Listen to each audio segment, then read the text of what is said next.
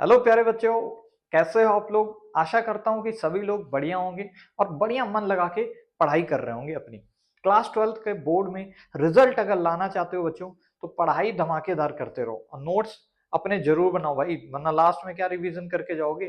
ठीक है, तो नोट्स मतलब हाथ से यूज करके थोड़ा थोड़ा लिख लिया करो। ठीक है, जो भी इंपॉर्टेंट क्रक्स हैं, जो पॉइंट्स हैं, वो जरूर लिखा करो ताकि आपको बाद में भी रिकॉल या रिवीजन करने के काम आए। चलो यार, आज का वीडियो रहेगा हमारा अल्कोहल फिनॉल ईथर का पार्ट 2। ठीक है, पिछले वीडियो में हमने क्या पढ़ा था सर। पिछले वीडियो में बच्चों मैंने अल्कोहल्स के बारे में आपको सारी बेसिक बातें बता दी थी। Method of preparation, properties of alcohol, reaction shown by alcohol, ये सारी बेसिक बेसिक चीजें हो गई थी। सिमिलरली आज की वीडियो बच्चों फिनॉल्स के ऊपर है। ठीक है, फिनॉल को कैसे बनाते हैं, कौन सी रिएक्शन देता है, वगैरह वगैरह जितनी भी बातें फिनॉल्स के बारे में हो सकती है वो सभी हम पढ़ने वाले हैं। तो भैया मन लगा के इस लेक्चर को देखना। मैं गारंटी दिलाता हूं आपको ये चीज, एक बार आपने ये वीडियोस देख लिए ना पूरे पूरे, जितना भी अल्कोहल का, फिनॉल्स का, ईथर का, तो प्रॉपर आपको इस चैप्टर का ओवरव्यू समझ आ जाएगा आखिर क्यों क्लास 12th में आपको पढ़ाया जा रहा है। ठीक है, और क्या पेपर में आ सकता है ये भी। ठीक है, शुरू किया जाए। तो मेरा नाम है विवेक और चलिए शुरू करते हैं। चलो हेडिंग डाल दो भैया, अपने अपने नोट्स बनाते रहो। Preparation methods of phenol, preparation methods of phenol लिख लो भाई सभी लोग। हम लोग सबसे पहले फिनॉल को बनाने के मेथड्स देखने वाले हैं, जिनमें से पहला मेथड बड़ा ही इंपॉर्टेंट है और कहीं पे लिख लो कॉपी में, वो है डोज का प्रोसेस। क्या है? Dose process. चलो भाई व्हाइट पेन ले लो। देखो क्या है डोज प्रोसेस। सिंपली हमें क्या लेना है, एक हेलोएरीन ले लेना है। ठीक है, जनरली हम क्लोरोबेंजीन लेते हैं। ये क्या है? क्लोरोबेंजीन है। इसकी रिएक्शन करा देना है बच्चों हमें NaOH के साथ। किसके साथ? NaOH के साथ रिएक्शन कराना है हाई टेम्परेचर प्रेशर कंडीशन में, लगभग 623 केल्विन टेम्परेचर और 300 ATM के अप्रॉक्स क्या लेते हैं? प्रेशर लेते हैं। तो होता क्या है बच्चों, ये ब्रेक होता है NaO माइनस और H प्लस में, और ONa यहाँ पे आके चिपक जाता है। मतलब क्या कहने का है कि भैया यहाँ पे ONa चिपक जाता है और HCl बाहर हो जाता है। ये कैसे ब्रेक होता है बच्चा? देख लो भैया, ध्यान से देख लो। यहाँ पे ये बेसिक कैरेक्टर ना दिखाते हुए कुछ ऐसा ब्रेक होता है। NaOH में NaO या बोले सोडियम फिनॉक्साइड हमारे पास बन के तैयार हो जाती है जब ये यहाँ पे जुड़ जाता है। ये क्या है? Sodium phenoxide, sodium phenoxide. ठीक है ना, इसका नाम बच्चों ये है सोडियम फिन ऑक्साइड। यहाँ पे क्या था? क्लोरोबेंजीन था हमारे पास। पर सर आपने बताया कि फिनॉल बनाएंगे, आपने बना दिया सोडियम फिन ऑक्साइड। ये कैसा बात है भाई? प्रिपरेशन मेथड किसका है? फिनॉल का। हमारे पास तो ये बना है। तो कोई बात नहीं बच्चा, इसका क्या कर दो, इसका करा दो भैया वार्म वाटर के साथ रिएक्शन। वार्म वाटर बोल दे, या फिर ऐसे भी लिख सकता है वार्म वाटर को H प्लस इन वाटर, मतलब एसिडिक हाइड्रेशन बोल दो या एसिडिक हाइड्रोलिसिस कह दो। ठीक है, पानी से कौन आएगा? H प्लस और OH माइनस। तो भैया OH माइनस आके, सॉरी H प्लस आके यहाँ पे Na को हटा देगा। OH माइनस आके, सॉरी H प्लस आके क्या कर देगा? ऐसे हटा देगा। देखो ध्यान से, ONa था ना, तो O के पास आके जुड़ जाएगा H हमारा, और Na को क्या मिल जाएगा? OH का सहारा। ठीक है, इस तरीके से इसको याद रखना। H कहाँ पे आके लग जाएगा? हमारा O पे, और NaOH को क्या मिल, सॉरी Na को क्या मिल जाएगा? OH का सहारा। ठीक है, Na पॉजिटिव था ना तो उसके पास OH माइनस आएगा, और भैया ऑक्सीजन निगेटिव था तो उसके पास H प्लस आ गया पानी से, क्योंकि वाटर से क्या क्या आ सकता था? H प्लस और OH माइनस। तो इस तरीके से हमने क्या बना लिया? अपना फिनॉल बना लिया। देख रहे हो, जब भी कभी हेलोएरीन दिया हो या क्लोरोबेंजीन वगैरह, तो हमें क्या करना है? सिंपली NaOH के साथ रिएक्शन कराना है और टेम्परेचर प्रेशर हाई ले लेना है। ये रिएक्शन हो जाएगी followed by the acidic hydration. ठीक है, पानी मतलब डाल के एसिड मिला देना है। चलो भाई, तो इस प्रोसेस को क्या बोलते हैं भैया? सर ये प्रोसेस कहलाता है हमारा डोज प्रोसेस। लिख लो, this process is known as Dow's का प्रोसेस। चलो दूसरा प्रिपरेशन मेथड लिख लो, फ्रॉम बेंजीन, फ्रॉम बेंजीन। पिछला हमने किससे बनाया? हेलो बेंजीन या हेलो एरीन से। ठीक है ना, यहाँ पे बेंजीन के ऊपर कुछ लगा हुआ था। अच्छा, बेंजीन से सर कैसे बनाएंगे? देखो भाई कैसे बनाते हैं, सिंपल है, जल्दी जल्दी करते हैं थोड़ा। ये बेंजीन है हमारे पास। सिंपली क्या करा दो, सबसे पहले इसका ओलियम के साथ रिएक्शन करा दो। ओलियम बोल दे या H2SO4 बोल दे। सिंपली ओलियम क्या होता है? H2S2O7। ठीक है, ये बेसिक बातें हैं। सल्फर के क्या है? ये एक एसिड्स है। तो उस ओलियम के साथ हम इसकी रिएक्शन करा देते हैं बच्चों, तो ये क्या बन जाता है, सल्फोनिक एसिड बन जाता है। क्या बन जाता है सर, सल्फोनिक एसिड, SO3H आके जुड़ जाता है। इसका क्या नाम है बच्चों, सल्फोनिक एसिड। क्या नाम है, सल्फोनिक एसिड इसका नाम है बच्चों। और फर्दर हम क्या कराते हैं, इसमें भी सर हम अपना गर्म पानी डाल देते हैं, वार्म वाटर, वार्म वाटर। तो वार्म वाटर क्या करता है भैया, इसको दे देगा H। देखो वार्म वाटर से कौन कौन आएगा सर, H+ और OH- आएगा। अच्छा, HSO3 को क्या दे देगा, H+ दे देगा, तो हमारा H2SO3 बाहर हो जाना है, और OH- आके फिनॉल के सॉरी बेंजीन के ऊपर लग गया, तो ये क्या बन गया हमारा, फिनॉल बन के तैयार हो गया। देख रहे हो यहाँ पे, यहाँ भी हमने क्या कर लिया, फ्रॉम बेंजीन हमने क्या बना लिया है, फिनॉल बना लिया है। समझ पा रहे हो, अरे ये जो H आया है ना, ये आके इस SO3 को मिल गया, तो H2SO3 बाहर हो गया, सल्फोनिक एसिड बन के, सॉरी सल्फोनिक तो ये नाम है, ठीक है, ये सल्फर की कोई एसिड, जैसे आपको पता होगा सल्फ्यूरिक एसिड किसको बोलते हैं, इसको बोलते हैं H2SO4, और इसका नाम हो जाता है सल्फ्यूरस एसिड। ठीक है, इसको क्या बोल देंगे, सल्फ्यूरस टाइप का नाम दे देंगे। ठीक है, तो भैया हमारे पास ऐसे करके फिनॉल बन जाता है इस केस में भी। ठीक है, अगला प्रिपरेशन मेथड लिखो, तीसरा प्रिपरेशन मेथड फ्रॉम एनिलीन, ये भी इंपॉर्टेंट है। देखो एक तो पहला वाला इंपॉर्टेंट था, फिर ये जाके इंपॉर्टेंट है, एनिलीन। एनिलीन क्या होता है बच्चों, सिंपली हमारा एनिलीन ये होता है, बेंजीन के ऊपर क्या लगा हो, NH2 ग्रुप लगा होना चाहिए। याद रखना ये प्रिपरेशन मेथड इंपॉर्टेंट है। इस प्रोसेस को बोलते हैं डाईएजोटाइजेशन। क्या होता है मैं बताता हूँ, एक मिनट हट जाओ। ओके ठीक है, माफ कीजिएगा। अच्छा देखो क्या करना है, सिंपली हमें इसकी रिएक्शन करा दो भैया नाइट्रस एसिड के साथ। और नाइट्रस एसिड को बच्चों कई बार ऐसे लिखते हैं, कंसंट्रेटेड HCl प्लस NaNO2। ठीक है, तो इनके रिएक्शन से NaCl और HNO2 बन जाता है, और HNO2 को ही क्या बोलते हैं भैया, नाइट्रस एसिड। नाम याद रखना, नाइट्रस एसिड। और बहुत ही लो टेम्परेचर से पे ये रिएक्शन होती है, 0 से 5 डिग्री सेल्सियस पे कहीं जाके ये रिएक्शन कराई जाती है। हमारा यहाँ पे क्या चीज फॉर्म हो जाता है बच्चों, एक डाइजोनियम सॉल्ट बन के आ जाता है, जिसको ऐसे बनाते हैं N∭N Cl-। ठीक है, कुछ इसको हम N2+Cl- ऐसे भी लिख सकते हैं। ठीक है ना, ये हमारा क्या कहलाता है भैया, ये हमारा कहलाता है डायाजोनियम सॉल्ट।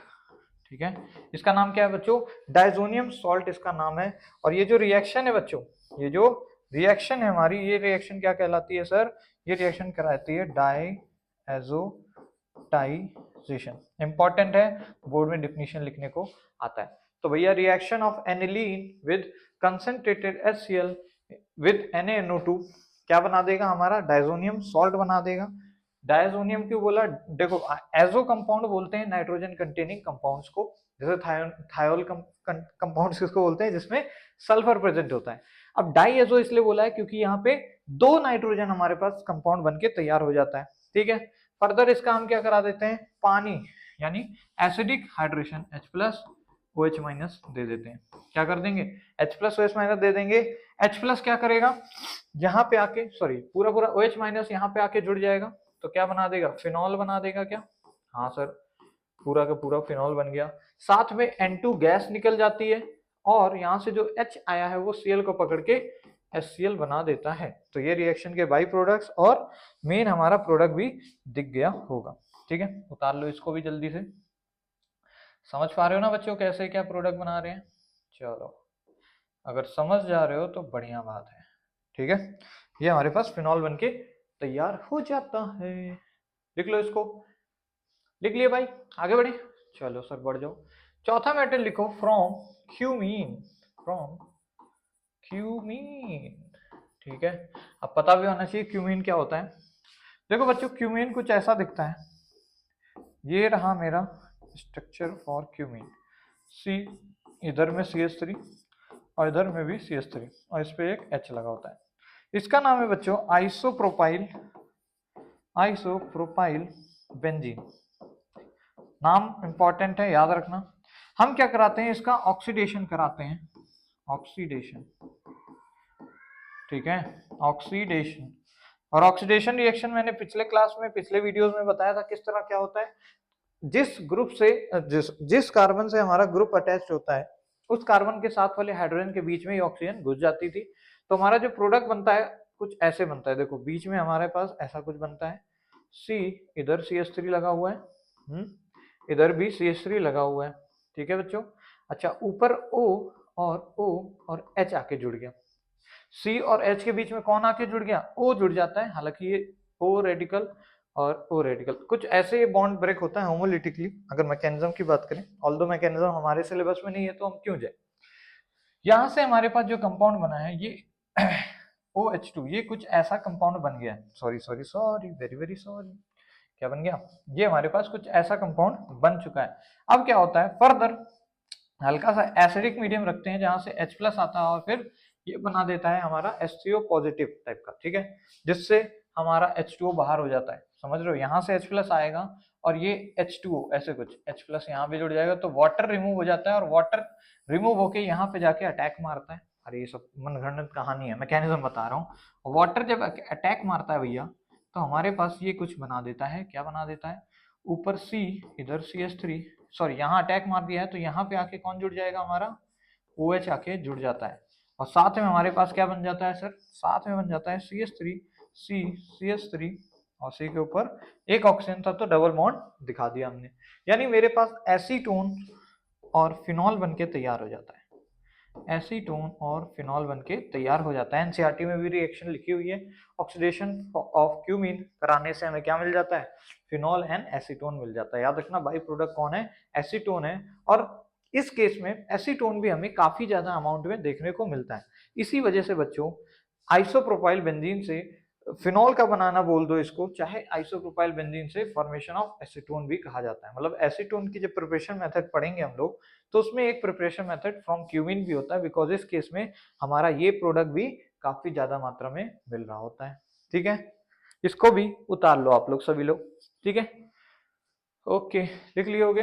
तो ये भैया यही 4 मेथड्स हैं जिसको आप लोग बढ़िया से देख लो, डोज मेथड, फिर हमारा बेंजीन से कैसे बनाते हैं, फिर हमारा एनिलीन से कैसे बनाते हैं, फिर भैया क्यूमीन से कैसे बनाते हैं, ठीक है। सभी का एक समेशन लिख देता हूँ भैया यहाँ पे। डोज मेथड में क्या यूज किया हमने सर, ये यूज किया था, ठीक है। फिर हमने बेंजीन से बनाना सीखा तो बेंजीन में बेंजीन ही यूज करेंगे। रिएजेंट क्या था भैया बेंजीन में, H2H2O7, यानी ओलियम वगैरह से रिएक्ट करते थे, क्या बनता था, सल्फोनिक एसिड बन जाता था, SO3H टाइप का, ठीक है। यहाँ पे किसके साथ रिएक्शन थी, NaOH के साथ रिएक्ट करा रहे थे हम लोग, ठीक है। और टेम्परेचर क्या रख रहे थे, 0 से 5 डिग्री सेल्सियस, डायजोटाइजेशन रिएक्शन हो रही थी और यहाँ पे क्या बनता था हमारा सर, सोडियम का फिनॉक्साइड बनता था, ONA, ठीक है ना। सॉरी डायजोटाइजेशन क्यों बोल रहा हूँ, सॉरी सॉरी बच्चों माफ कीजिएगा। टेम्परेचर लगभग 623 केल्विन रखते हैं हम लोग, 623 केल्विन, काफी हाई टेम्परेचर और काफी हाई प्रेशर भी, 300 ATM एटमॉस्फेरिक प्रेशर के अबाउट प्रेशर रखा जाता है, ठीक है ना। याद रखना इसमें क्या होता है, डाइएजोटाइजेशन रिएक्शन नहीं होती, यहाँ पे हमारे पास सीधे सोडियम फिनॉक्साइड बनता है। डाइएजोटाइजेशन कहाँ होती है, यहाँ पे एनिलीन के केस में, ठीक है। थोड़ा सा कंफ्यूजिंग हो सकता है इसलिए इसको अच्छे से एक बार देख लो। यहाँ पे हम क्या यूज करते हैं, HNO2, जिसको हम HCl प्लस में अपना क्या लिख सकते हैं, NaNO2 लिखा जा सकता है। इस केस में क्या बनता है भैया सर, हमारे इस केस में N2 प्लस Cl माइनस बन के तैयार होता है। यही समेशन है। अभी जितना भी हमने प्रोसेस पढ़े, एक लास्ट प्रोसेस जिसमें हमने आइसोप्रोपाइल बेंजीन का ऑक्सीडेशन किया था। आइसोप्रोपाइल बेंजीन कैसे दिखती है, एक कार्बन इधर CH3, एक कार्बन इधर CH3, ऊपर की ओर H। फर्दर इसका क्या कराना है, O2 के साथ ऑक्सीडाइजेशन कराना है जो कि यहाँ जुड़ जाएगा और फर्दर क्या बन जाएगा, एसीटोन प्लस फिनॉल बन जाता है। याद रखना इसके प्रोडक्ट एसीटोन प्लस फिनॉल बन के तैयार हो जाता है, ठीक है। आगे बढ़ जाए क्या, चलो भाई इतना लिख लियो तो आगे बढ़ते हैं। आगे लिखो properties of phenol, properties of phenol. चलो भैया सर प्रॉपर्टीज पढ़ते हैं भैया, इसकी क्या खासियत है आखिर फिनॉल की, ठीक है। सबसे पहली जो प्रॉपर्टी हम पढ़ रहे हैं बच्चों वो होगी एसिडिक नेचर, एसिडिक नेचर के बारे में, ठीक है। एसिडिक नेचर के बारे में पढ़ रहे होंगे। देखो भाई लिख लो, जनरली हटाओ, लिख लो सीधे, phenols phenols are more acidic than alcohols. लिख लो भैया, phenols are more acidic than alcohols due to resonance slash conjugation stabilization of conjugate base थोड़ा सा माफी चाहूंगा, conjugate base। ठीक है, conjugate base क्या होता है, बेसिक बातें बताएं आपको। देखो भाई, ये मान लो मेरे पास फिनॉल है, क्या है, फिनॉल है तो है, ठीक है। और हमने क्या करा दिया, कुछ कराया नहीं, हमने क्या किया, इसकी बातें की। एसिडिक कैरेक्टर दिखाएगा कैसे, जब ये H+ को रिलीज करेगा भाई, तो H+ अगर निकलेगा तो O- बचा रहेगा, है कि नहीं। कुछ ऐसे ही फिनॉल हमारी एसिडिक नेचर शो करेगा, कौन सा बॉन्ड टूट जाएगा, ये वाला बॉन्ड टूटेगा, H+ निकल जाएगा और ये कुछ बन के तैयार होगा जिसे हम बोलते हैं फिनॉक्साइड आयन। क्या बोलते हैं, फिनॉक्साइड आयन। और ध्यान देने वाली बात ये है बच्चों कि यही हमारा क्या है, कॉन्जुगेट बेस है। कॉन्जुगेट बेस क्या होता है, H+ निकलने के बाद एसिड का वो निगेटिव पार्ट जो कि बचा होता है उसी को कॉन्जुगेट बेस बोलते हैं। तो कॉन्जुगेट बेस क्या यही है, ठीक है। और हमने एक चीज पढ़ी थी सर, एसिडिक नेचर, क्या था, acidic nature is directly proportional to stability of conjugate base. यही तो पढ़ा था, एसिडिक नेचर किसके डायरेक्टली प्रोपोर्शनल था भैया, कॉन्जुगेट बेस की स्टेबिलिटी के, याद है। ओहो यार, ये बार बार कैंसिल क्यों हो जाता है यार, एक मिनट बच्चों, माफी चाहूंगा थोड़ा सा। एक चीज में एक्सपोर्ट मार रहा था, बार बार वो कैंसिल हो जा रहा है। ठीक है, चलो भाई, खैर एसिडिक नेचर क्या होता है, कॉन्जुगेट बेस की स्टेबिलिटी के डायरेक्टली प्रोपोर्शनल होता है। तो यहाँ पे देखो ध्यान से, क्या ये बेस पेयर स्टेबल है, मतलब क्या इसके ऊपर जो नेगेटिव चार्ज है ये स्टेबल है। हाँ बेटा, कैसे स्टेबल है, इसको मैं अगली स्लाइड में दिखाता हूँ। यहाँ पे फिनॉक्साइड बनाता हूँ मैं, ये हमारी क्या है, फिनॉक्साइड है, और यहाँ पे मैं बॉन्ड्स को दिखा दे रहा हूँ तुम्हारी, ये O- है, ठीक है।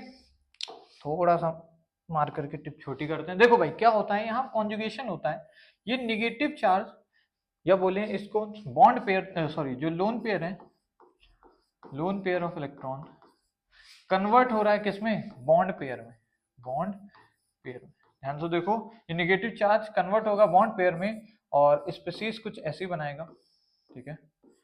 और कैसे बनाएगा, ये डबल बॉन्ड बन जाएगा और O हो जाएगा, यानी O के ऊपर का नेगेटिव चार्ज यहाँ पे बॉन्ड बन गया। अच्छा ध्यान से देखो, यहाँ कार्बन पहले से ही 4 बॉन्ड बना रहा था, यहाँ का कार्बन जो था, ये वाला कार्बन, ये इस जगह पे देखो ध्यान से 4 बॉन्ड बन रहे हैं कि नहीं, एक ऊपर 2 3 इधर और एक इधर की ओर 4 बॉन्ड। अब क्योंकि ये ऊपर से 2 बनाने लग गया है तो इसको एक बॉन्ड तोड़ना पड़ेगा, ये बॉन्ड तोड़ेगा तो यहाँ पे नेगेटिव चार्ज आ जाना है बच्चों, समझ रहे हो, क्योंकि ये वाले कार्बन का फिर तो नुकसान हो रहा है कि नहीं। हालांकि एक कार्बन ये वाला हाइड्रोजन से बॉन्ड बना रहा है, यहाँ भी हाइड्रोजन से बॉन्ड बना रहा है, परंतु इस कार्बन के पास 3 ही बॉन्ड बने, यानी इसका एक इलेक्ट्रॉन इसी के पास बैठा पड़ा है, बॉन्ड ही नहीं बन रहा है, तो इसके ऊपर नेगेटिव चार्ज आ गया है, ठीक है। फर्दर क्या होगा भैया, फर्दर क्या होता है, ये देखो यहाँ पे हमारा इलेक्ट्रॉन पेयर बोले, ये लोन पेयर हमारा कन्वर्ट हुआ बॉन्ड पेयर में, और जो बॉन्ड पेयर था हमारा किस में कन्वर्ट हो गया, लोन पेयर में। तो क्या हुआ, लोन पेयर और बॉन्ड पेयर में कन्वर्जन होता रहता है। अब क्या होगा, ये फर्दर लोन पेयर यहाँ पे बॉन्ड पेयर में कन्वर्ट हो जाएगा, मतलब क्या है, बॉन्ड ऐसे कुछ बन जाएगा हमारा, ये था, ये बॉन्ड बन जाएगा, ये डबल बॉन्ड वही ऊपर चलेगा, और यहाँ का जो बॉन्ड पेयर है ये टूट के यहाँ पे आ जाएगा, यानी यहाँ नेगेटिव चार्ज आ जाना है। तो ध्यान से देखो, जो ऑक्सीजन के ऊपर नेगेटिव चार्ज था वो गायब हो गया, यहाँ भी नहीं है, यहाँ भी नहीं है, कहाँ चला गया, यहाँ पे, अब यहाँ पे, फिर फर्दर यहाँ चला जाएगा, कैसे, अब ये फिर से टूट के इधर बन जाएगा और ये वाला बॉन्ड टूट के यहाँ पे आ जाएगा। मतलब क्या है, ये इलेक्ट्रॉन पेयर कन्वर्ट हो गया बॉन्ड पेयर में। बॉन्ड पेयर का कहने का मतलब है भैया, बॉन्ड बना दो, ठीक है, यहाँ पे ऐसे था, बॉन्ड बना दिया हमने ऐसे, और हमारा यहाँ पे चार्ज आ गया और ऊपर डबल बॉन्ड ऐसे ही था, समझ पा रहे हो। ये लोन पेयर बॉन्ड पेयर में बना, बॉन्ड पेयर लोन पेयर में बना, अब फिर से लोन पेयर यहाँ बॉन्ड बना लेगा और ये बॉन्ड पेयर ऊपर लोन पेयर चला जाना है। देखो भैया फर्दर क्या हो गया, ये हमारे पास ऐसे था, ये ऐसे था, ये बॉन्ड ऐसे बना, ऊपर ओ के ऊपर फिर से माइनस आ गया। मतलब यहाँ का जो चार्ज था बच्चों, ओ के ऊपर जो नेगेटिव चार्ज था वो ओ के ऊपर हर पल नहीं है। देखो इन 3 केसेस में जिनको हम बोलते हैं रेजोनेटिंग स्ट्रक्चर, इनमें ऑक्सीजन के ऊपर चार्ज ही नहीं है। मतलब चार्ज जितना कम होता है उतना ज्यादा स्टेबल होता है बच्चों प्रोडक्ट। तो भैया यहाँ पे चार्ज देखो कम तो नहीं हुआ, परंतु चार्ज का डिस्प्लेसमेंट हुआ। क्या हुआ? चार्ज का डिस्प्लेसमेंट हुआ। ठीक है, चार्ज क्या हो गया? डिस्प्लेस हो गया, या बोले कॉन्जुगेशन हो गया। कॉन्जुगेशन मतलब अल्टरनेट मूवमेंट हो रही है ना, एक कार्बन के बगल वाले कार्बन पे। देखो पहले चार्ज यहाँ था, एक कार्बन छोड़ के दूसरे पे आ गया, फिर एक कार्बन छोड़ के दूसरे पे, फिर एक कार्बन छोड़ के दूसरे पे। इस तरीके से चार्ज क्या हो रहा है? कॉन्जुगेट करके मूव कर रहा है, जिस वजह से ये स्ट्रक्चर रेजोनेंस स्टेबलाइज है। यानी जो हमारा हमारा फिनॉक्साइड आयन है ये काफी स्टेबल है। क्या है? काफी स्टेबल है। और क्योंकि ये स्टेबल है तो एसिडिक नेचर फिनॉल्स का ज्यादा होता है अल्कोहल से। क्यों? क्योंकि अगर अल्कोहल होता, मान लो मेरे पास CH3 CH2OH, तो अगर भैया ये एसिडिक नेचर शो कर रहा होता तो हमारा बनता CH3 CH2O माइनस प्लस का H प्लस। यहाँ पे जो ऑक्सीजन के ऊपर चार्ज है इसको जाने की कहीं जगह ही नहीं, ये ऑक्सीजन के ऊपर ऐसे मत्थे पे बैठा हुआ है। अब बैठा हुआ है तो ये अनस्टेबल है भाई। चार्ज है मतलब अनस्टेबिलिटी है। चार्ज ऐसा नहीं है कि यहाँ पे नहीं है, चार्ज यहाँ भी है, पर चार्ज मूवेबल है। चार्ज क्या हो सकता है? मूव हो सकता है, किसी एक के ऊपर लोड नहीं। जैसे हमारे सर पे कॉपी रख दी जाए तो हमें बोझ फील होगा, पर अगर वही कॉपी उठा के मैं हाथ में ले लूं इस वाले, फिर इधर वाले में, फिर मत्थे पे आ जाए, मतलब मूवमेंट कर दूं उसी कॉपी का, ऑल्दो मेरे ही ऊपर है वो कॉपी, पर अगर मूवमेंट हो रहा है तो मुझे थोड़ा सा रिलैक्स मिलेगा, मतलब एक स्टेबिलिटी आ जाएगी। वही मूवमेंट वाली स्टेबिलिटी कौन सी भैया? हमारी रेजोनेंस स्टेबलाइजेशन है, ये जीओसी के पार्ट था। पर क्योंकि अल्कोहल में ऐसा कुछ हो नहीं पाता, तो अल्कोहल का जो कॉन्जुगेट बेस है इतना स्टेबल हो नहीं पाता, not much stable as phenoxide ion. ये भैया बोर्ड में ऐसे लिखना पड़ेगा, इसलिए इतना बड़ा चढ़ा के बोल रहा हूं। इस वजह से हमारा फिनॉल्स क्या हो जाते हैं? सो फिनॉल्स आर मोर एसिडिक। ठीक है, समझ गए क्या? एसिडिक नेचर कैसा होता है फिनॉल का? ज्यादा होता है हमारा इससे। ठीक है, चलो भैया अगर ऐसा है तो एग्जांपल कुछ एक क्वेश्चन देता हूँ, जरा उनमें बताओ एसिडिक नेचर का ऑर्डर। यहाँ पे मेरे पास ये रहा हमारा क्यूट सा फिनॉल। सेकंड केस में मैं आपको दे रहा हूँ OH लगा है, यहाँ पे लगा है CH3। तीसरे केस में यहाँ पे लगा हुआ है OH के साथ हमारा NO2। छोड़ो पैरा पे नहीं, यहीं पे लगा लो ताकि थोड़ा सा राहत मिले। बताओ भैया इन तीनों केसेस में कौन सा ज्यादा स्टेबल होगा? मतलब अगर ये A ऑप्शन है, ये B है, ये C ऑप्शन है, तो एसिडिक नेचर का ऑर्डर बता दो। क्या बता दो? एसिडिक नेचर का ऑर्डर किसका सबसे ज्यादा होगा, एसिडिक नेचर किसका कम होगा, ये सारी चीजें आपको बतानी है। बता सकते हो क्या? ट्राई करो, फिर मैं तो बताना ही है।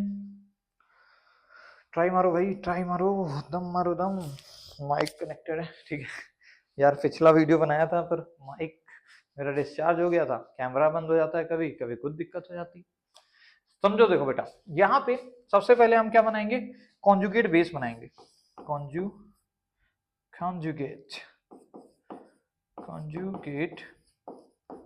बेस। कॉन्जुगेट बेस कैसा दिखेगा भैया? पहले वाले में सर ऐसा दिखेगा, फिनॉक्साइड आयन जिसको बोल देंगे। दूसरे वाले में भी फिनॉक्साइड आयन टाइप का ही बनेगा भाई, H जाएगा और जो स्पेसिफिक नेगेटिव चार्ज बनेगी उसी को तो बोलोगे। तीसरे वाले में भी सर ऐसा ही कुछ बनेगा तो बनाओ भाई। ठीक है, यहाँ पे NO2 लगे। अब भैया याद करो वो जीओसी के दिन क्या बताया था कि भैया जो NO2 ग्रुप होता है ये क्या करता है? इलेक्ट्रॉन विड्रॉइंग ग्रुप है, यानी इलेक्ट्रॉन घसीटता है। ठीक है, -I -M से ये घसीट रहा होता है इलेक्ट्रॉन को। दूसरा ये क्या ग्रुप होता है बच्चों? ये इलेक्ट्रॉन डेंसिटी को बढ़ाता है, यानी इलेक्ट्रॉन डोनेटिंग ग्रुप है। ठीक है, इलेक्ट्रॉन डोनेटिंग ग्रुप को हम एक और नाम से जानते हैं, एक्टिवेटिंग ग्रुप, क्योंकि ये रिंग के अंदर इलेक्ट्रॉन डेंसिटी को क्या कर रहे हैं? एक्टिवेट कर रहे हैं, बढ़ा रहे हैं। और ये है इलेक्ट्रॉन डेंसिटी घटाने वाला, जिसको हम बोलते हैं डीएक्टिवेटिंग ग्रुप भी। तो याद रखना बच्चों, O के ऊपर निगेटिव चार्ज है, बोझ है, ठीक है। ये क्या कर रहा है, बोझ को बढ़ा रहा है। ये क्या करता है, इलेक्ट्रॉन डोनेट कर रहा है और ज्यादा बोझ देते जा रहा है। मतलब ऑल्दो ये बोझ कम हो जाता है, कैसे, इलेक्ट्रॉन पेयर कन्वर्ट होके, जैसे हमने अभी देखा रेजोनेंस से, पर ये इस रिंग के अंदर इलेक्ट्रॉन डेंसिटी और बढ़ाता जा रहा है।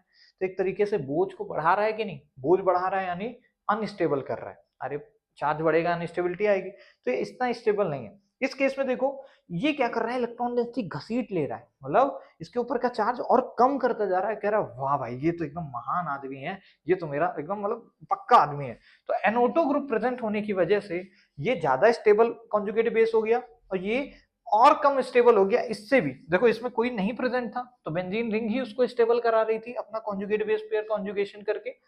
एक आ गया, इसने उल्टा बढ़ाने की कोशिश कर दी, मतलब बोझ कम तो छोड़ो, बढ़ा दिया और बोझ। यानी सबसे ज्यादा तो हमारा पहली बात ये स्टेबल है, तो सबसे ज्यादा एसिडिक तो C होना चाहिए। दूसरे केस में हमारा A वाला हो जाएगा एसिडिक, और सबसे कम एसिडिक कौन होगा, B, क्योंकि B में क्या हुआ, आया तो, परंतु इसने बोझ को बढ़ा ही दिया, कम नहीं किया। समझ गए क्या बात को? अरे यार अब तो समझ गए होगे। स्टेबिलिटी का ऑर्डर क्या हो जाएगा, ये सबसे स्टेबल, फिर ये जो स्टेबिलिटी का ऑर्डर है वही ये हो जाता है। अच्छा एक और चीज लिख लेना भैया, acidic nature directly proportional to electron withdrawing group और inversely proportional to electron donating group. ठीक है, इस चीज को भी कहीं पे उतार लेना।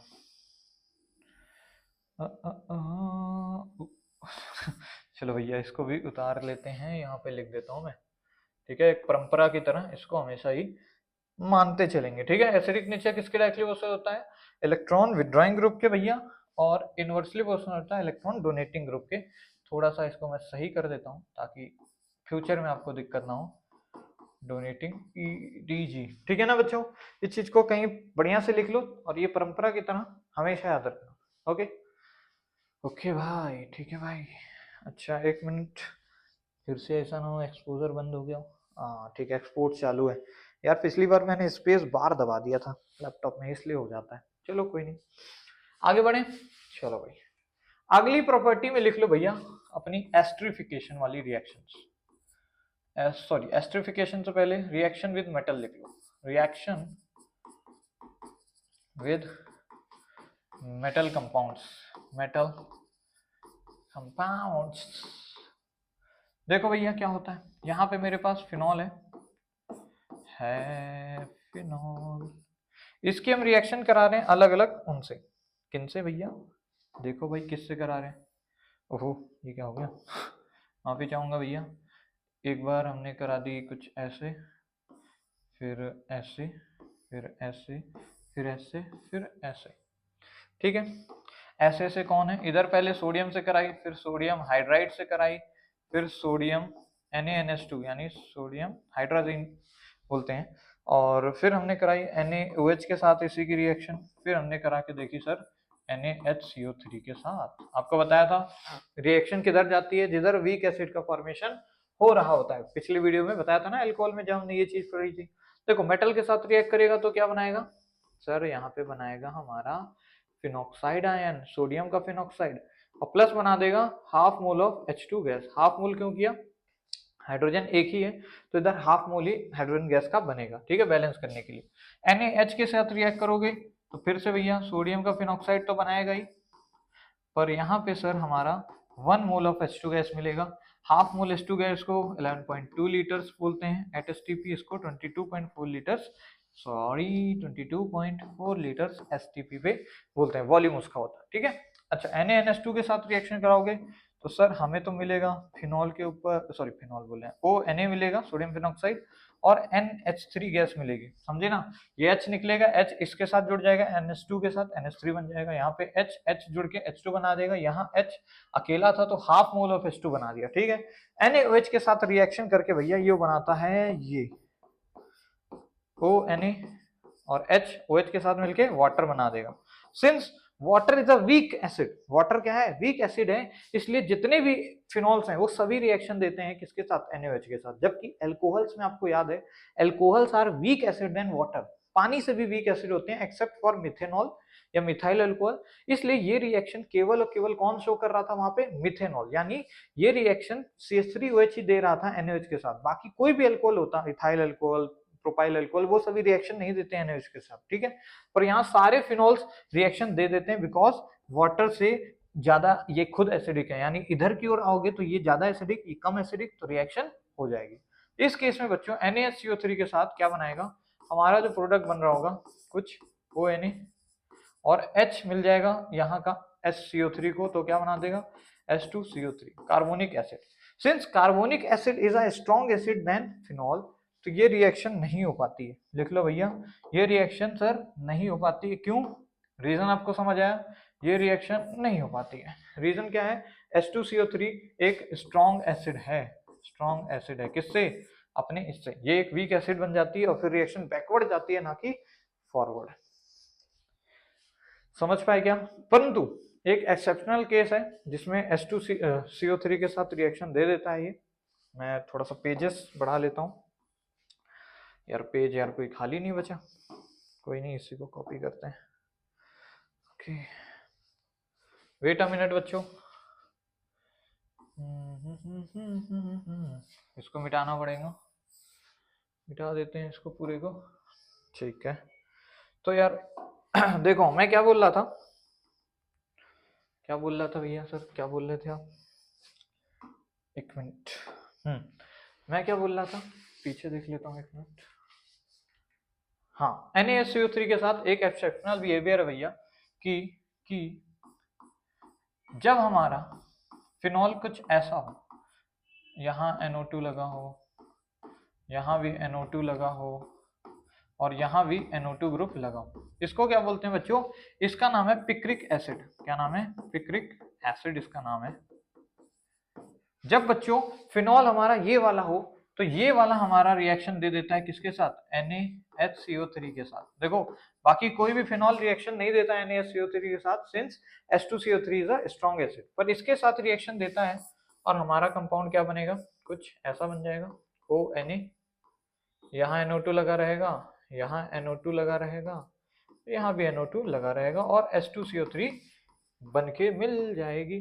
क्योंकि भैया ये एसिड स्ट्रॉन्ग एसिड है और ये वीक हो जाती है, ये क्या हो जाता है, एज अ वीक एसिड। क्यों ये स्ट्रॉन्ग हो गई, देखो फिनॉल में अकेला फिनॉल था तो वीक था इससे, लेकिन फिनॉल के ऊपर मैंने बताया ये क्या आ गए हैं, इलेक्ट्रॉन विड्रॉइंग ग्रुप्स आ गए हैं, वो भी तीन तीन, 1 2 3। तो मैंने बताया था ना acidic nature directly proportional to electron withdrawing group EWG and inversely proportional to electron donating group. तो वहां से ये फंडा आया, इलेक्ट्रॉन विड्रॉइंग ग्रुप बढ़ाए तो फिनॉल की एसिडिक स्ट्रेंथ बढ़ी और ये एक स्ट्रॉन्ग एसिड का काम करने लग गई, तो ये रिएक्शन इधर से इधर पॉसिबल है। समझना, रिएक्शन उधर ही जाएगी जिधर वीक एसिड बन रही होगी, तो इधर से इधर जा रही है इस केस में। परंतु पिछले बार में ये स्ट्रॉन्ग थी तो इधर से इधर नहीं जा रही थी बल्कि पीछे जा रही थी, यानी फॉर्म नहीं हो रहा था रिएक्शन, ठीक है। तो एक ही फिनॉल देता है रिएक्शन, ये वाला। चलो भैया आगे क्या पढ़ना है सर, आगे लिखो भैया, आगे जो प्रॉपर्टी है वो है electrophilic aromatic substitution reaction, EAS type के रिएक्शंस हमारे फिनॉल्स देते हैं, यही हमें आगे पढ़ना है भैया।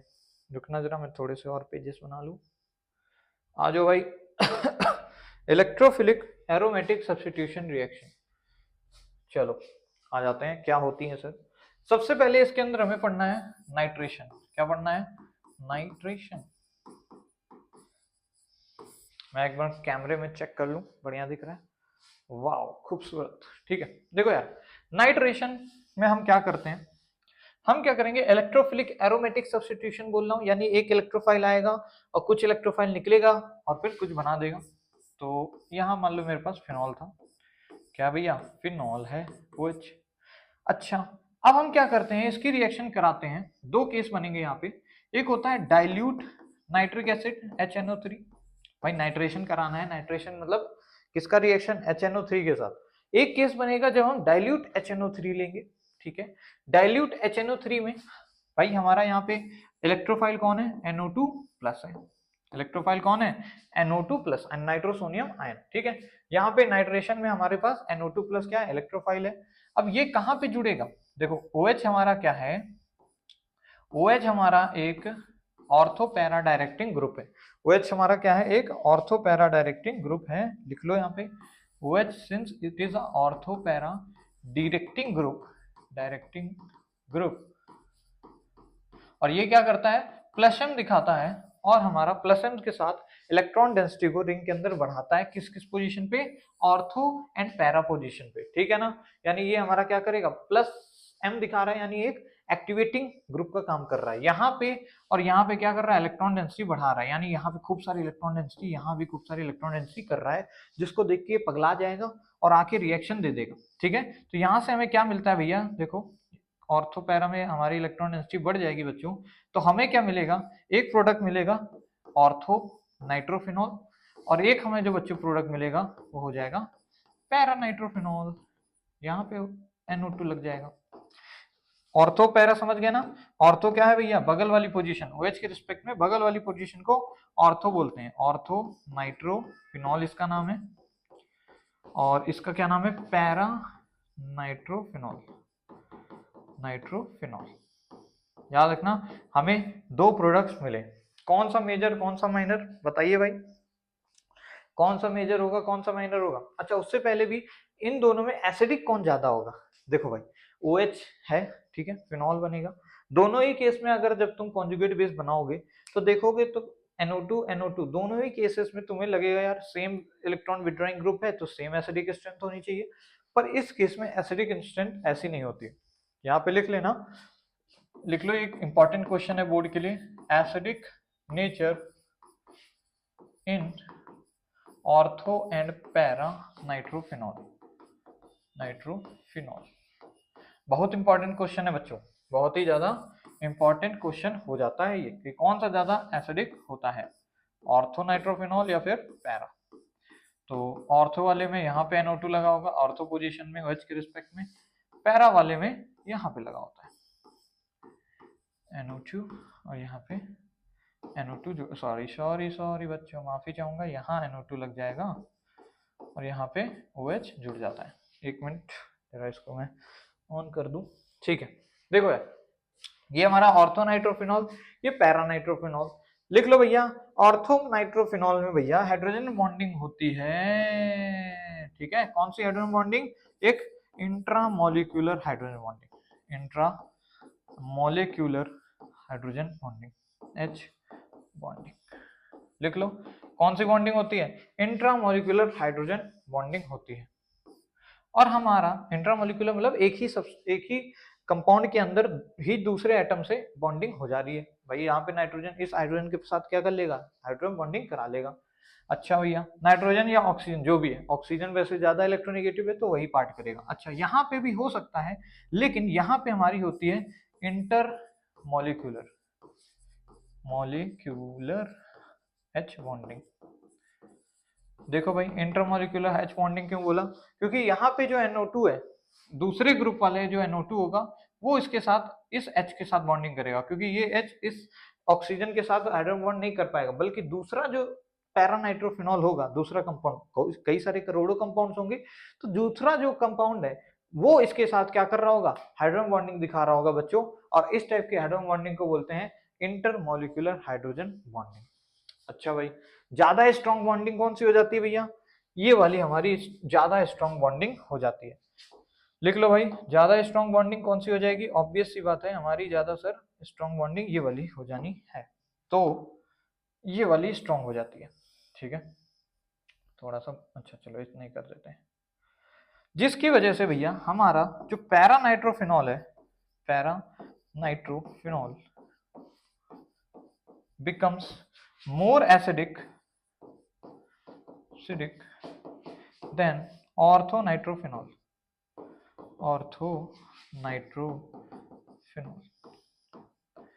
देखो समझाता हूँ, फिनॉल हुआ क्या कि यहाँ का हाइड्रोजन इस जल्दी से बॉन्डेड रहेगा, भाई सेम ही मॉलिक्यूल के अंदर है, बड़ी ही कम डिस्टेंस है, तो हाइड्रोजन बॉन्डिंग स्ट्रांग होगी। स्ट्रांग होने के कारण ये H क्या हो गया, फिक्स हो गया, और ये H निकलेगा नहीं, तो अच्छा एसिड कैसे होगा ये। जबकि यहाँ इंटरमोलिक्यूलर हाइड्रोजन बॉन्डिंग है, दूसरे वाले कंपाउंड के साथ है, और दूसरे कंपाउंड के साथ इसके कंपाउंड का एक मॉलिक्यूलर अट्रैक्शन होगा, रिपल्शन भी होगा, जिस वजह से ये थोड़ी सी वीक होती है। इंट्रामोलिकुलर हाइड्रोजन बॉन्डिंग स्ट्रांग होती है, इंटरमोलिकुलर क्या होती है, वीक होती है, जिसकी वजह से हमारा भैया para nitrophenol will be more acidic then the ortho nitrophenol. ठीक है, इस चीज को उतार लो आप लोग भाई, समझ गए ना, कौन सा ज्यादा हमारा वो स्ट्रांग होगा, पैरा नाइट्रोफिनॉल। इसको यहाँ पे छोड़ो, इसको नहीं लिखते हैं वरना फिर ये ढक जाएगा, लिख लो भाई, para nitrophenols are more acidic than ortho. I am so sorry, ठीक है। लिख लिए ना भाई, चलो भाई अब आगे बढ़े क्या, ओके आगे बढ़ जाए, ठीक है सर। अच्छा एक और केस था इसी नाइट्रेशन के अंदर, जब हम कंसंट्रेटेड HNO3 यूज करते हैं तब, इसको हटाओ, reaction with concentrated HNO3, phenol की रिएक्शन कराएंगे, और जब हम कंसंट्रेटेड HNO3 लेंगे, यहाँ पे OH, जब हमने क्या लिया कंसंट्रेटेड HNO3, तो कंसंट्रेटेड होने के केस में क्या हुआ भैया, हमारे पास इसकी एक्टिविटी इंक्रीज हो जाती है, OH की एक्टिविटी इंक्रीज हो जाती है। एक्टिविटी इंक्रीज होने का मतलब है हर जगह पे मतलब जो ऑर्थो पैरा पोजीशन है, ये वाली ऑर्थो, ये वाली ऑर्थो, ये पैरा पोजीशन, सभी जगह पे ये बढ़िया से प्लसन देता है, बहुत तगड़ा क्या करता है, इलेक्ट्रॉन डेंसिटी इंक्रीज करता है, जिसकी वजह से NO2 प्लस जो यहाँ का इलेक्ट्रोफाइल है, लालच में आके हर एक जगह पे जुड़ जाता है, हर एक जगह पे जुड़ जाता है। इलेक्ट्रोफाइल को क्या चाहिए, इलेक्ट्रॉन चाहिए, तो वो हर एक पोजीशन पे जुड़ जाता है क्योंकि इसकी एक्टिविटी इंक्रीज हो जाती है। लिख लेना रीजन क्या है, एक्टिविटी इंक्रीजेस, एक्टिविटी इंक्रीजेस, ठीक है, यही रीजन है कि इसकी एक्टिविटी इंक्रीज होती है तो बढ़िया सा प्लस एम दिखाता है, यहाँ पे इलेक्ट्रॉन डेंसिटी खूब बढ़ाता है, NO2 प्लस आके जुड़ जाता है और ये हमारे पास पिक्रिक एसिड बन जाती है, पिक्रिक एसिड बन के तैयार हो जाती है। ठीक है, इसी को बोलते हैं ट्राई नाइट्रोफिनॉल, क्या बोलते हैं, ट्राई नाइट्रोफिनॉल भी इसका नाम है, लिख लो, इंपॉर्टेंट है। ठीक है, लिख लिए भैया, लिख लो जल्दी जल्दी जल्दी, ठीक है। चलो भाई अब एक और है इसी के अंदर देख लो भैया, अब लिखो एस्टरिफिकेशन, सेम जैसे वहां थी रिएक्शन वैसे ही यहाँ पे हम देखेंगे एस्टरिफिकेशन टाइप की रिएक्शन। ठीक है, पहले टाइप की रिएक्शन देखा जिसमें इलेक्ट्रोफिलिक एरोमेटिक सब्स्टिट्यूशन हो रहा था। ठीक है, इलेक्ट्रोफाइल आता था और एरोमेटिक सब्स्टिट्यूशन करता था, बेंजीन रिंग को तोड़ता नहीं था बल्कि एक हाइड्रोजन की जगह अब खुद जुड़ जाता था। भाई ये क्या हुआ, NO2 आया, H को निकाला और खुद जुड़ गया, इसका मैकेनिज्म जरूरी नहीं है अपने को, बस इतना थोड़ी थोड़ी बेसिक बातें याद रखना, कौन ज्यादा एसिडिक है, कौन सा प्रोडक्ट बनता है, कब बनता है। अच्छा, इसी के अंदर एस्टरिफिकेशन शुरू करने से पहले, ऑल्दो बोर्ड्स के लिए उतना इंपॉर्टेंट नहीं है, पर लिख लो ब्रोमिनेशन, नाइट्रेशन के बाद ब्रोमिनेशन लिख लो यार, थोड़ा सा मतलब लिखाई देते हैं क्या ही है, ऑल्दो इंपॉर्टेंट तो नहीं है, पर अगर कहीं आ गया दिख गया फिर तो भैया काम खत्म। क्या होगा इस केस में, हम ब्रोमीन का एडिशन कराते हैं, यहाँ भी दो केस हैं। पहला केस है जब हम मीडियम में लेते हैं CH2, ठीक है, कार्बन डाइसल्फाइड लेते हैं, तो हमारा कुछ ऐसा तैयार हो जाता है। क्या तैयार होता है सर यहाँ पे ब्रोमीन लग जाता है और एक प्रोडक्ट बन जाता है हमारा पैरा वाला, समझ रहे हो। देखो ये जो इनकमिंग ग्रुप आ रहा है ना, ये जो इनकमिंग, यहाँ से ब्रोमोनियम आयन आता है, यहाँ से कौन है इलेक्ट्रोफाइल, Br प्लस है इलेक्ट्रोफाइल, याद रखना ब्रोमोनियम आयन, इसका क्या नाम है, ब्रोमोनियम आयन, लिख लो भैया, तुम लोग भूल जाते हो, ब्रोमोनियम आयन। तो ये जो है ना एक इलेक्ट्रोफाइल है, क्या है, इलेक्ट्रोफाइल। तो इलेक्ट्रोफाइल कहाँ जुड़ेगा ये डिपेंड करता है हमारा इनिशियल ग्रुप या हमारा मेन ग्रुप, फंक्शनल ग्रुप कौन है। तो फंक्शनल ग्रुप हमारा ऑर्थो पैरा डायरेक्टिन था, तो एक ऑर्थो ब्रोमो प्रोडक्ट बन गया, एक पैरा ब्रोमोफिनॉल बन गया, इसका नाम है ऑर्थो ब्रोमोफिनॉल, पैरा ब्रोमोफिनॉल बन के तैयार हो गया है। ठीक है बच्चों। अच्छा, एक दूसरा केस इसी में लिखो, ब्रोमिनेशन में, ब्रोमिनेशन दूसरा केस क्या है बच्चों, कभी अगर ऐसा लिखा मिल जाए, फिनॉल है और साथ में Br2 लिख दिया है और वाटर लिख दिया है, क्या लिख दिया है, Br2 इन वाटर, तो वाटर के केस में क्या हो जाता है यार, हमारी एक्टिविटी फिर से फिनॉल की बढ़ जाती है और फिनॉल अपनी एक्टिविटी बढ़ा के हर एक जगह पे ऑर्थो और पैरा की जितनी भी जगह है OH में, इस मॉलिक्यूल में ये वाली और ये वाली, इस पे खूब ज्यादा इलेक्ट्रॉन डेंसिटी बढ़ाता है, जिससे क्या होता है जो रिजल्टेंट Br+ है हमारा, वो तीनों ही जगह पे एक साथ जुड़ जाता है और ट्राई ब्रोमो प्रोडक्ट बन के तैयार हो जाता है। क्या बन गया? ट्राई ब्रोमो फिनॉल बन के तैयार हो जाता है। ठीक है, बस इतना ही याद रख लो, और ज्यादा कोई खास चीजें नहीं है। लिख लो भैया जल्दी जल्दी, फिर आगे बढ़ते हैं। अगले टाइप की रिएक्शन लिख लो एस्टरिफिकेशन। ठीक है, अब आ जाते हैं हम लोग एस्टरिफिकेशन के अंदर। ठीक है, लिख लिए। अब लिख लो एस्टरिफिकेशन।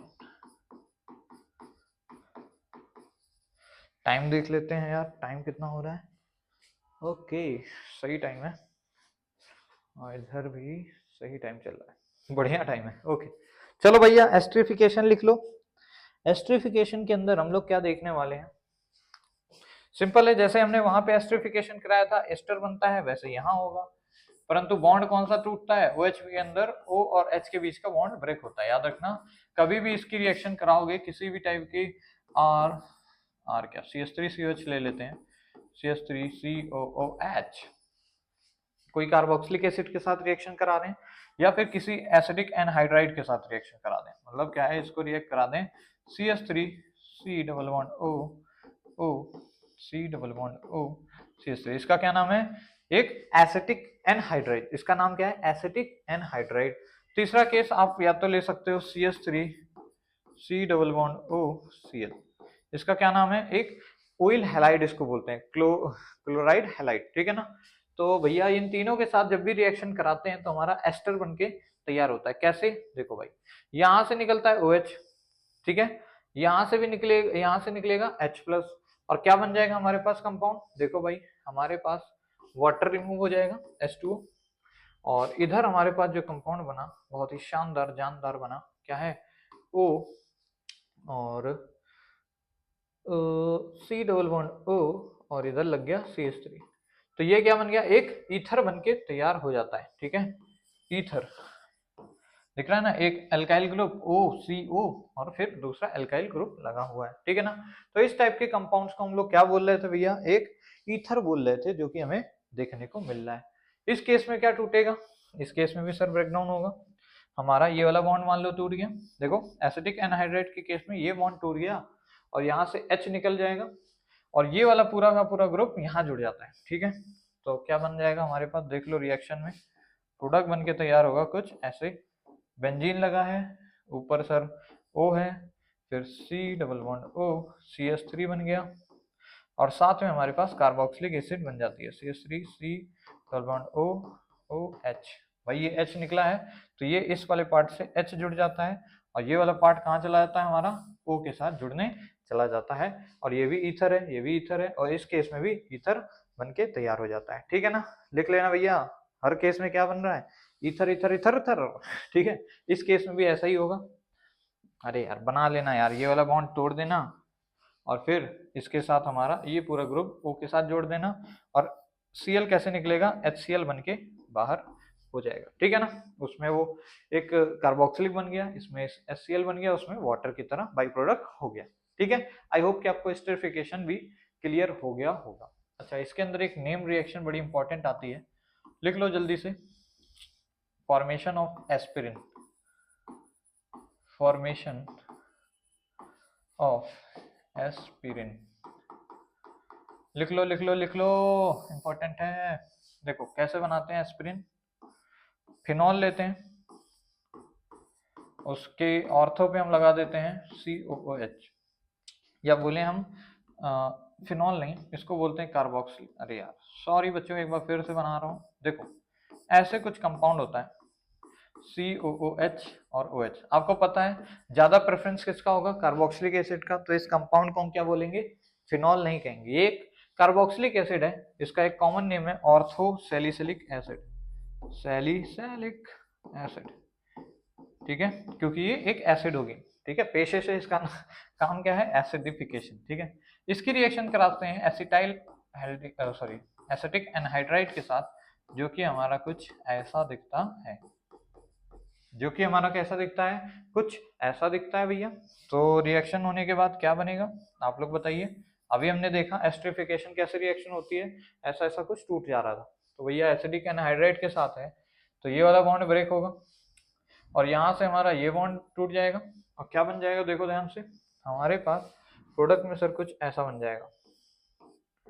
ऊपर COOH लगा हुआ है और यहाँ पे O और C डबल बॉन्ड O और CH3 जुड़ गया। इसी का नाम क्या है, एस्पिरिन नाम है, एस्पाइरिन। और प्लस में क्या बन जाएगा, कार्बोक्सिलिक एसिड बन जाएगा, CH3COOH बन के तैयार हो जाएगा, ठीक है ना। तो इसको बोलते हैं भैया क्या, एस्पिरिन बोलते हैं, ortho acetyl anhydride, ortho acetyl anhydride, sorry orthosalicylic, orthosalicylic anhydride acid, anhydride acid. क्यों, क्योंकि पेशे से अभी भी ये एक एसिड ही होगी, तो इसका नाम है भैया, एक कॉमन नेम की तरह अगर देखना चाहें तो इसका नाम कुछ ऑर्थोसैलिसिलिक और एनहाइड्रिक एसिड हो जाएगा, ठीक है ना, एनहाइड्रस या एसिटिल्डिहाइड एसिड हो जाता है, ठीक है ना, क्योंकि ये क्या है हमारे पास, एनहाइड्राइड टाइप का कंपाउंड है। लिख लिए इसको। चलो भाई, तो यहां तक जो हमने बॉन्ड्स क्लीवेज देखे हैं, हर केस में O और H के बीच का बॉन्ड क्लीवेज हो रहा था, चाहे एस्टरिफिकेशन में देखो, चाहे अच्छा ब्रोमिनेशन वगैरह में तो खैर एक सब्स्टिट्यूशन रिएक्शन देखने को मिल रही थी। हमने देखे थे जब मेटल के साथ रिएक्शन या मेटल कंपाउंड के साथ, तो यहाँ भी कौन सा बॉन्ड टूट रहा था, ये वाला बॉन्ड ब्रेक हो रहा था और ONA जुड़ रहा था, है ना। तो हमने अभी तक क्लीवेज ऑफ ONA या OH बॉन्ड देखा हुआ है। अब लिख लो अगली टाइप की प्रॉपर्टी, क्लीवेज ऑफ R, या R नहीं, फिनाइल लिख लो इसको, फिनाइल OH बॉन्ड। तो अब ये वाला बॉन्ड टूटने वाली रिएक्शंस हम देखेंगे, जिनके अंदर सबसे पहला एग्जांपल है reaction with phosphorus halides, phosphorus halides. सारा कुछ वैसा ही है, सिमिलर नहीं है जैसे अल्कोहल्स के अंदर चल रहा था। मैं एक बार फिर से कैमरे में देख लूं यार, ऑडियो मेरी क्लियर आ रही है, ठीक है, माइक ऑन है, बहुत अच्छे लग रहे हैं आप लोग भी। तो जल्दी जल्दी देखते हैं यार, और फिर मुझे लगता है इस लेक्चर को डिसकंटिन्यू अब बीच में करना पड़ जाएगा। मान लो बच्चों ये फिनॉल है, इसकी रिएक्शन आपको दे दे कराने को, एक केस ले लो ऐसा, एक केस ऐसा, एक केस ऐसा, एक केस ऐसा, ठीक है।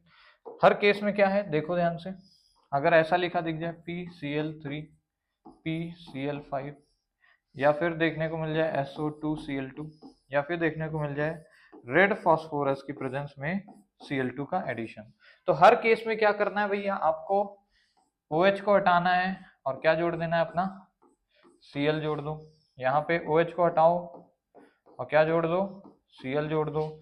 यहाँ पे भी OH को हटाओ और क्या जोड़ दो, Cl जोड़ दो। यहाँ पे भी OH को हटाओ फिनॉल के ऊपर से और क्या जोड़ दो, Cl जोड़ दो। हेलो एरीन्स को फॉर्म करने की ये रिएक्शंस होती थी, जिसमें बहुत ही तगड़ा, मतलब आपको कुछ नहीं करना है, सिंपली इस OH को तोड़ो। हम वैसे भी देख रहे हैं कौन सा क्लीवेज है, OH बॉन्ड क्लीवेज है, और क्या जोड़ दो, हमारा हेलोजन जोड़ दो, सिंपल है। याद रखना इस टाइप के रिएक्शन काफी ज्यादा important preparation method of hello arenes में भी आती थी, ठीक है। ये अगर हम बात करें तो SN2 रिएक्शन होती थी में भी, ये SN1 होती है, अगर इसमें pyridine ले लो तो SN2 ये भी हो जाती थी, और ये हमारी SNI टाइप की रिएक्शन होती थी, ठीक है। ये हमने बेसिक बातें करी हुई हैं, बस याद रखना कभी भी एरो के ऊपर फास्फोरस के हैलाइड या SO2Cl2, जिसको हम डार्जन्स मेथड बोलते थे, इसको क्या बोलते हैं, thionyl chloride, thionyl chloride CHLORID। इस केस में जो बाई प्रोडक्ट होते हैं वो होते हैं HCl gas plus SO2 gas. याद रखना ये दोनों ही कैसे प्रोडक्ट्स होते हैं, गैसियस प्रोडक्ट, और ये best method of preparation of halo alkane था, ठीक है। चलो इसको भी लिख लो, फिर हम थोड़ा सा आगे बढ़ जाते हैं।